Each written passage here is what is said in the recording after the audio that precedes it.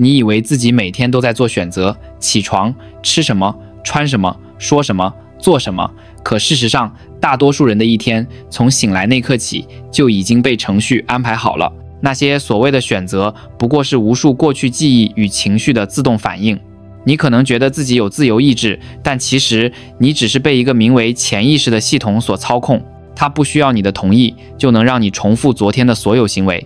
这里是意识觉醒，记得按赞、订阅并打开小铃铛，这样您就不会错过我们的新影片。仔细想想，你有多久没真正清醒地开始一天？你早上睁开眼的第一件事是什么？是伸懒腰、静坐、深呼吸吗？不，你拿起手机，你打开社交媒体，划过一张张熟悉的脸，看着别人精心挑选的生活片段，你看着别人的幸福，感受到一点焦虑，看着新闻里的危机，又生出一点恐惧，看到某条讯息的语气，让你想起旧的矛盾和旧的情绪。短短几分钟，你就被重新拉回过去的自己。此刻的你已经不是自由的你，而是旧程序的延伸。接着，你照着过去的模式展开一天，走相同的路线，见相同的人，说相同的话。即使你换了一份工作，换了一个城市，甚至换了一段关系，如果你的思维模式没变，你过的其实还是同样的生活。外在的环境或许不同，但内在的你一直没变。于是你在不同的地方经历同样的故事，遇见同样的问题，感受到同样的挫败。潜意识是一台强大的机器，它不分好坏，只负责执行你曾经输入的习惯指令。每一次你重复一个行为、一个情绪反应、一个想法，它就被记录下来，成为你大脑中的快捷方式。久而久之，你的潜意识就接手了人生的驾驶盘。而当潜意识在开车，意识只是乘客。研究显示，一个人到35岁时，他的95个百分点几乎已经定型。这意味着你的思维模式、情绪反应、无意识信念、应对方式几乎都成了自动化程序。你对某个词的反应，对某个表情的解读，对某种压力的情绪爆发，全都不再是选择，而是反射。你不需要思考，身体已经替你做了决定，而这就是自由的幻觉。你以为自己在掌控生活，其实是旧程序在掌控你。你以为自己在做决定，其实是过去的记忆在决定未来。你以为你是活着的，其实你只是在被运行。想一想有多残酷。我们用过去的自己一遍又一遍地创造着现在的现实。我们以为活在此刻，其实活在记忆。我们追求改变，却总回到起点，因为我们从未真的走出那台程序。直到有一天，你开始察觉这一切，你意识到，也许问题不是世界，而是你看世界的方式；不是命运不公平，而是你一直在用旧的信念写着同样的剧本。那一刻，你开始醒来，但觉醒的过程从不舒服。它意味着你要面对那个不想改变的自己，意味着你要停下来，去看清那些自动反应背后的情绪与信念，意味着你要承认，你一直以为自己在掌控生活，其实只是活在程序里。只有当你真的看见它，你才有机会重写它。当你终于意识到自己被程序掌控的那一刻，你的觉醒就开始了。但觉醒不是浪漫的开悟，而是一场痛苦的对抗。你要与那个熟悉的自己较量，那个习惯抱怨、习惯焦虑、习惯逃避的自己。改变从来不是外部的革命，而是内在的战争。你要重新接管人生的驾驶盘，而潜意识不会轻易让出方向权。身体会是你遇到的第一个敌人，它的抵抗非常隐蔽，却精准而强大。当你决定改变，比如开始冥想、开始运动、开始拒绝负面情绪，身体会立刻发出信号，坐不住、烦躁、想分心，甚至开始发痒、打哈欠、口渴、焦虑。你可能以为是巧合，但其实那是身体在反击，它在说你在做不属于我们的事。要知道，身体就是潜意识，它储存了所有的反应、记忆和情绪。当你决定停止旧模式时，身体感受到威胁，它宁愿回到痛苦，也不想进入未知，因为未知意味着不安全，意味着失控。即使你明知道新的习惯更好，身体仍然更想回到熟悉的状态，哪怕那是焦虑、内疚或悲伤。于是你开始听见身体的声音：我不想动，今天太累了，这不适合我，反正也不会变。这些并不是理性的思考，而是旧程序的防御机制。你以为那是你的想法，其实是潜意识在操控。很多人就在这里放弃了，不是因为他们不想改变，而是因为他们误以为抗拒意味着失败，其实不然。抗拒出现，正是你在改变的证明。身体开始反抗，是因为你真的动到了它的安全区。你有没有发现，每当你试图静下心来冥想，身体就会开始闹情绪，你的腿会发麻，背会酸，鼻子会痒，突然想起10年前的尴尬事，或者某个还没回的讯息。这些干扰不是巧合，而是身体的防御手段。它在拼命制造杂念，让你分心，好让你重新掉进熟悉的混乱里。因为它知道，一旦你真的静下来，它就失去了控制权。改变就是在这一刻决定不再听身体的命令，你开始用意志去重新教育身体。你告诉他坐好、安静、等待，他不听，你就一次又一次的拉回来，像训练一只野狗，每次它逃跑，你都耐心的牵回，每一次拉回都是一次胜利，每一次觉察都是一次自由。慢慢的，你会发现身体的声音变弱了，那些曾经强烈的焦虑、愤怒、拖延、内疚开始不再掌控你，你开始学会看见它，而不是被它吞没。你能观察到自己的念头，却不被它带走，能感受到情绪，却不让它决定行动。这一刻，你第一次体验到觉知的力量。很多人以为觉知是抽象的，其实它是非常具体的体验。觉知就是当愤怒升起时，你没有立刻反应；当焦虑袭来时，你能深呼吸；当逃避的念头出现时，你能轻声对自己说：我看见你了，但我不会跟你走。那就是觉知。这是一场漫长的训练，你每天都在重新教身体谁才是主宰。每一次你选择停下来而不是逃避，每一次你觉察情绪而不是跟着反应，你都在让意志取代程序。当身体慢慢学会臣服，你会感受到一种全新的自由，那不是短暂的快乐，而是一种深层的宁静。就像锁链松开的一刻，你终于能自由呼吸，那是你与自己和解的起点。但故事还没结束，因为真正的挑战是走进未知，那里没有熟悉的情绪，没有旧的安全感，也没有确定答案，那才是真正的重生之门。你有没有发现，当一切熟悉的事物被拿走，你会本能地感到害怕？那种恐惧不是因为发生了坏事，而是因为你进入了未知。人类的大脑天生害怕未知，我们渴望确定，渴望控制，渴望知道接下来会发生什么。可讽刺的是，所有真正的改变都藏在未知之中。你过去的一切记忆、反应、信念、情绪，就像一座看不见的牢笼，它给你安全感，也同时限制了你的人生。走进未知，就像走出牢房的那一刻，光线很刺眼，空气陌生，你不知道自己会去哪，也不知道自己会成为什么样的人。于是，大多数人转身回到了牢里，因为那里虽然不快乐，却熟悉。这就是为什么大多数人一生都在原地打转，不是他们不够努力，而是他们害怕那种没有参照的自由。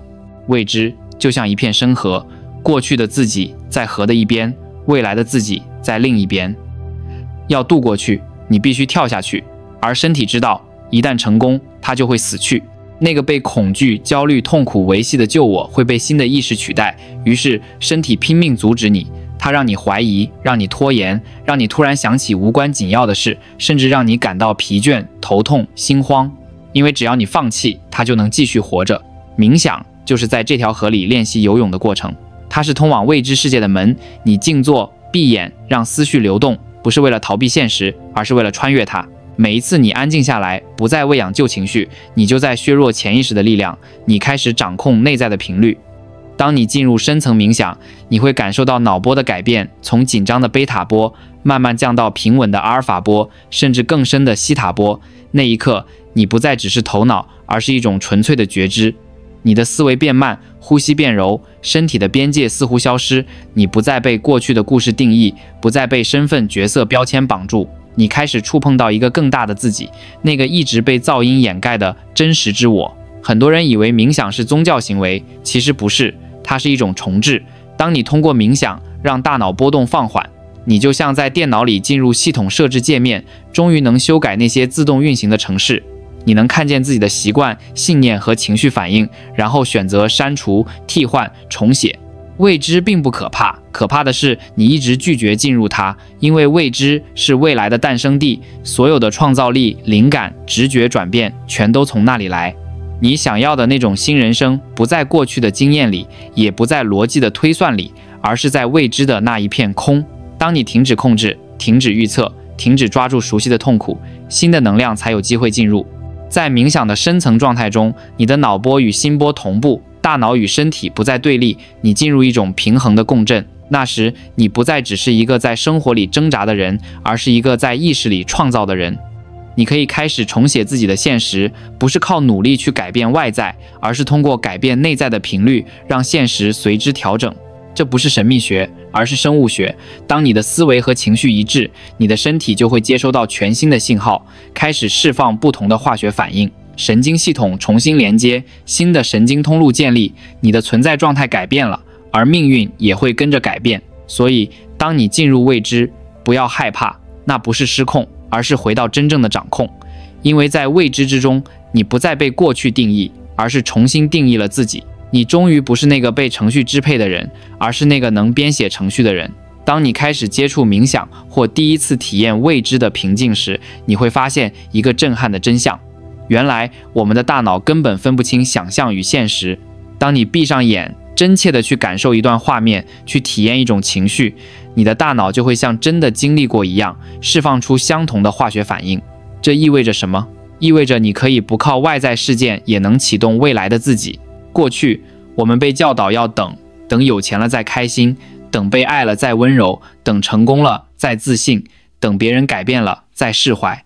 可 Joe Dispenza 说，真正的改变恰恰相反，你要先感觉自己已经成为那样的人。当你真心地感受到丰盛、爱与自由，你的大脑就会以为你已经拥有它们。那一刻，你不再是过去的记录，而是未来的蓝图。你可能会问，光是想象真的有用吗？是的，但前提是你必须让身体相信，思维是大脑的语言，而情绪是身体的语言。只有当思维与情绪同步，你的全身才会发出一致的信号，创造出新的现实。如果你只是脑子里想我要成功，却在情绪上感到焦虑与匮乏，那就像在电脑上打出一行指令，却没有按执行，身体没收到信号，程序根本不会运行。你必须在内在先成为你想成为的人。想要财富，就先去感受丰盛；想要爱，就先让自己进入爱的频率；想要自由，就先去体验平静。当情绪与思想重叠的那一刻，你的未来就开始成型。科学称之为量子模型现实。在量子层面上，所有的可能性都同时存在，无限的未来都在等待你选择。而你的情绪就像一根天线，决定你连接到哪一个版本的自己。当你长期沉浸在恐惧与匮乏中，你接收到的就是那个频率下的现实，更多的焦虑，更多的缺失。当你让自己稳定在丰盛与感恩中，你就会开始吸引与那个频率共振的人、事、机会。这并不是正能量鸡汤，而是神经科学的事实。因为当你进入积极的情绪时，大脑前额叶皮质会被激活，身体开始分泌多巴胺、血清素与催产素，你的神经系统变得开放，有创造力，有弹性，你的视野会变宽，决策更清晰，行动更果断。反之，当你长期被压力控制，大脑只会锁定在生存模式，只看见危险，只做出防御，永远在反应，而不是创造。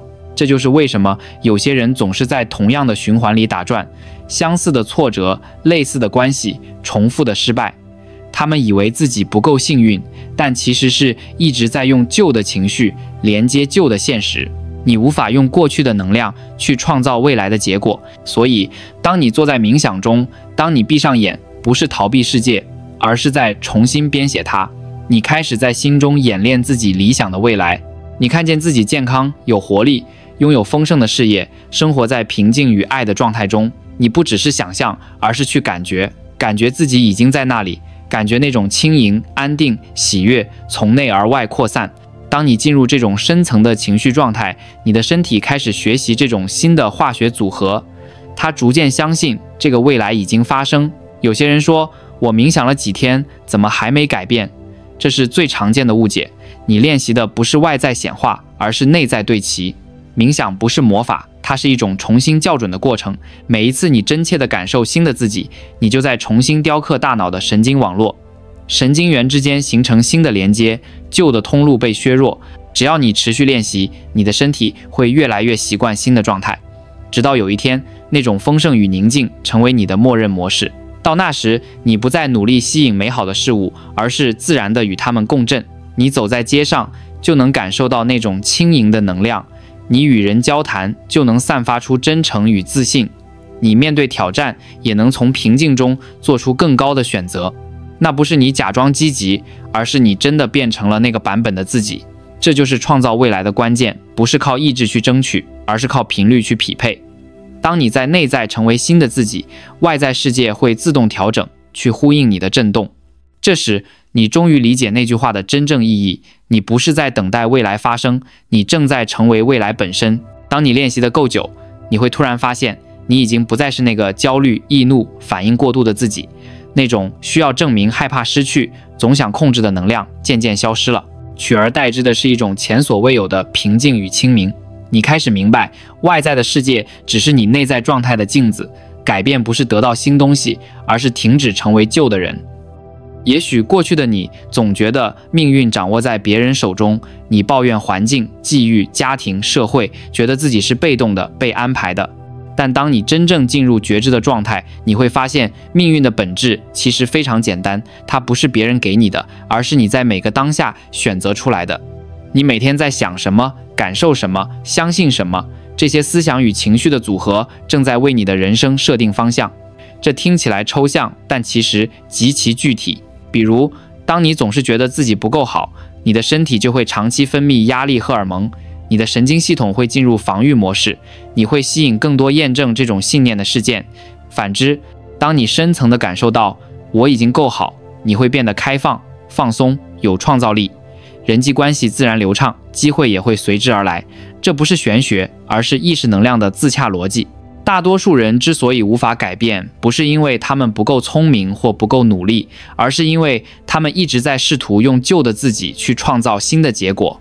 你无法带着过去的情绪、信念与身份走向未来，就像你不能穿着旧鞋跨过新桥。当你想象一个更好的自己，却依然被旧的情绪牵引，你就像一边踩油门一边拉手刹，身体想留在过去，意识想去未来，结果就是原地打滑。真正的觉醒是当你终于放下过去，允许自己进入那个未知的领域，不再需要确定答案，不再害怕不被理解，不再追求外界的肯定，而是安住在内心的清晰与力量里。那一刻，你不再被情绪牵着走，而是开始选择你的情绪。你不再问我为什么总是这样，而是问我想成为谁。这看似简单的疑问改变了所有的方向。当你问为什么，你在分析过去；当你问我想成为谁，你在创造未来。一个生活在过去的人总在解释，一个活在未来的人总在选择。你会开始明白，冥想并不是要你逃避世界，而是让你重新进入世界，但带着更高的意识去生活。你不再自动反应，而是主动回应；不再被他人的情绪牵动，而是用自己的频率影响环境。你不再追求成功的外壳，而是活出丰盛的内核。最奇妙的是，当你稳定在新的频率上，生活真的会开始改变。你会遇见不同的人，他们带来的能量与你的新状态相契合。你会遇到新的机会，那些你过去看不见的门突然出现。你甚至会发现困扰你多年的问题，仿佛在不知不觉中松动、解开。你没有努力改变世界，但世界却因你的改变而改变。这时你终于明白，所谓吸引力法则并不是去吸引什么，而是通过成为去共振什么。你不再等待幸福来临，因为幸福已经是你的状态；你不再渴求爱，因为爱已经在你体内流动；你不再担心未来，因为你已经在创造它。然而这条路并不容易，旧的自己会不时回来敲门，某个情绪、某段记忆、某种习惯会趁你放松时再次出现，试探你是否还会回去。它会伪装成合理的想法、熟悉的感觉，让你以为这就是我。但你会渐渐学会微笑着说，我认识你，但我不再是你。每一次这样的觉察都是一次重生。当你持续这样生活，你的能量会越来越轻盈，那种被压抑、被卡住的感觉会慢慢消散，你会感受到生命的流动，那是一种被称为当下的力量。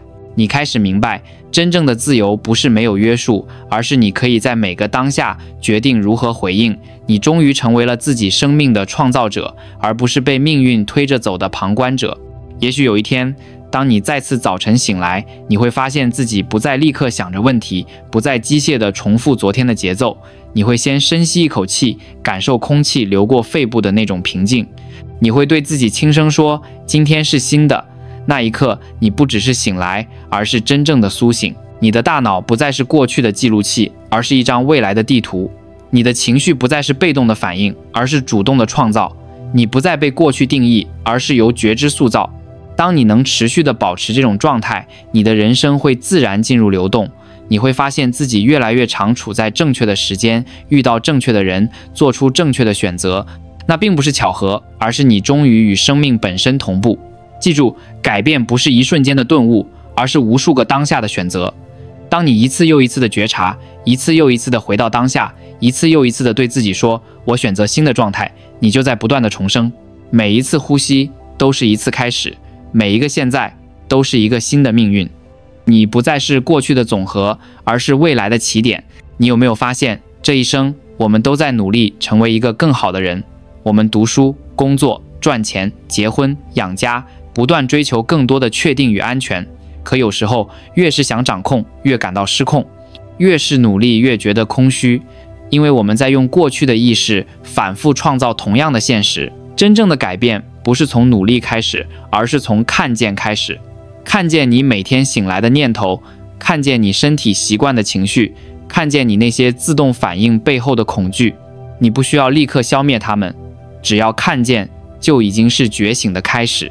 当你开始看见，你就会发现自己其实并不是那个被困住的人，你是那个能看见困境的人。那一刻，你从受害者变成创造者。你不再问为什么我总是这样，而是轻声说：“我知道我可以不同。”每一次深呼吸都是一次重启，每一次静默都是一次回归。当你静坐下来，闭上眼，你就像在清理一台老旧的机器，删除旧的程序，更新新的系统。你越是静下来，越能听见新的声音。那是一个温柔、稳定、清晰的声音，它告诉你，你本来就可以自由。有一天，你会发现，过去那些让你恐惧的事情不再能左右你，你不再需要外界的认可来证明自己，你不再被他人的情绪牵动，你开始信任自己的直觉。你会发现，那些曾经困扰你的问题并没有真的消失，而是失去了力量，因为你已经不再是那个被问题定义的人。从这一刻起，你不再需要等到某一天才去改变，因为某一天永远不会来，改变只会发生在现在。就在你意识到自己还活着的这一刻，就在你选择用新的情绪回应旧的场景的这一刻，就在你不再被恐惧支配，而是带着爱去行动的这一刻，生命从未亏待你，它只是等待你清醒。所以，当明天清晨你再次睁开眼，别急着拿起手机，深吸一口气，对自己轻声说：“我选择新的自己。”你不需要知道一切将如何发展，你只需要信任你的意图，信任你的能量，信任那个正在重生的自己。因为当你不再被过去定义，你的未来就真正开始了。